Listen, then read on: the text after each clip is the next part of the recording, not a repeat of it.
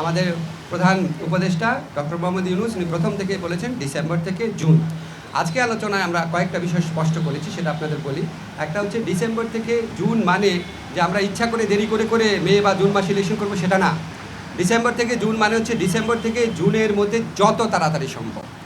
যদি আমরা ডিসেম্বরে সম্ভব হয় ডিসেম্বরে, না হলে জানুয়ারিতে, এভাবে বুঝিয়েছি যে ডিসেম্বর থেকে জুন মানে যে আমরা ইচ্ছা করে একটু বেশি ক্ষমতা ভোগ করার জন্য বা এমনি অকারণে আমরা 1 মাস 2 মাস বেশি ক্ষমতা থাকলাম, মোটেও সেটা না। ডিসেম্বরের থেকে জুনের মধ্যে যত তাড়াতাড়ি সম্ভব। এখন ওনারা একটু জানতে চেয়েছে যে সংস্কার যদি হয়ে যায় এত দেরি করার মানে কি আছে। আমরা ব্যাখ্যা করে বুঝিয়েছি জুলাই চার্টার প্রণীত হলেও যে প্রয়োজনীয় আইনগত ব্যবস্থা, নীতিগত ব্যবস্থা, সেগুলি গ্রহণ করতে মাঝে মাঝে সময় লাগে।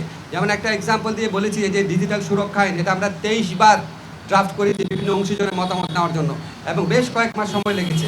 সেজন্য আমরা বলছি আমরা তো পিন পয়েন্ট করতে পারবো না জুলাই চার্টার পরিণত হওয়ার পর কোন আইনটা কতদিনে হয়ে যাবে, কারণ আমরা তো অংশীজনের সাথে কথা বলবো, ব্রড কনসালটেশনের ভিত্তিতে করবো। আরেকটা বিষয় আমরা বলেছি যে আমাদের তো একটা জনগণের তো একটা আকাঙ্ক্ষা যে না আমরা বিচার করে যাই। আজকে বাংলাদেশে এত হাজার বেশি হাজারের বেশি তরুণ জীবন দিয়েছে, আর প্রায় 50-60 হাজার মানুষ আপনার শারীরিকভাবে পার্মানেন্টলি ক্ষতিগ্রস্ত হয়েছে, চোখ হারিয়েছে। তাদের যে বিচারের যে দাবি, এটা তো এই গণ অভ্যুত্থানের অন্যতম প্রধান আকাঙ্ক্ষা আছে। তা আমরা যদি কোনো বিচার না করে যাই, কোনো বিচার না করে আমরা যদি ইলেকশন দিই, আমরা মানুষের কাছে এবং নিজের কাছে জবাব দেবো কীভাবে?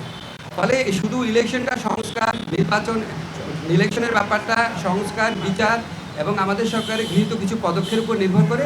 এই জন্যই ডিসেম্বর থেকে জুন টাইমলাইনটা বলা হয়। কিন্তু আমরা ক্যাটাগরিক্যালি বলেছি এটা কোনোভাবেই জুনের বেশি যাবে না, যে যে কথাই বলুক না কেন। এটা প্রধান উপদেষ্টার অঙ্গীকার পুরা জাতির প্রতি, রিপিটেডলি উনি বলেছেন কোনো অবস্থাতেই জুন অতিক্রম করা হবে না, নাম্বার 1। নাম্বার 2 হচ্ছে ডিসেম্বর থেকে জুন মানে হচ্ছে ডিসেম্বর থেকে জুন, বাট এর মধ্যে যত তাড়াতাড়ি সম্ভব, অযথা কালক্ষেপণের বিন্দু মাত্র চেষ্টা আমাদের মধ্যে থাকবে না। নাম্বার 3 হচ্ছে যতটা সম্ভব সংস্কার আমরা করে যেতে চাই। শেখ হাসিনার বিচারে কোনো রকম বিলম্ব হচ্ছে না। আপনারা একটা কিছু খেয়াল করে দেখবেন, শেখ হাসিনা সরকার যখন জামাতে ইসলামদের লিডারদের যে একটা খুবই প্রশ্নবিদ্ধ বিচার করেছিলেন, এবং ওই বিচারে অ্যাভারেজ টাইম লেগেছে 2.5 বছর। আপনাদের একটা পার্সপেক্টিভে দেখতে হবে, আমরা যেই ভয়াবহ এবং ব্যাপক অপরাধ ঘটেছে এটার উপযুক্ত সাক্ষ্য প্রমাণ সংগ্রহের জন্য আমাদের প্রসিকিউশন এবং তদন্তকারী টিম, আপনারা একটু গিয়ে ওখানে খবর নিয়ে দেখেন ওনারা কী পরিমাণ পরিশ্রম করেন। এবং আমাদের পক্ষ থেকে, সরকারের পক্ষ থেকে যা চাওয়া হয়, যেই দিন চাওয়া হয়, গাড়ি লাগবে, তারপর ডিভাইস লাগবে, তদন্তকারী বেশি লাগবে, প্রসিকিউশন টিম বেশি লাগবে, যা চাওয়া হয় আমরা সর্বোচ্চ প্রায়োরিটি দিয়ে ওনাদেরকে হেল্প করি। এবং আপনাদের মনে রাখতে হবে আমাদের এই ট্রাইব্যুনালটা কিন্তু এই সরকার আসার সাথে সাথে গঠিত হয় না, আমাদের বিল্ডিংও ছিল না, নতুন বিচারক নিয়োগ করতে হয়েছে, প্রসিকিউটর নিয়োগ করতে হয়েছে। ওনারা অভিযোগ করেছেন, আমরা যখন যুক্তিগুলো দিয়েছি তখন ওনারা আর কোনো কথা বলেন নাই, তো আমরা ধরে নিয়েছি আমাদের কথাটা ওনারা বুঝতে পেরেছে।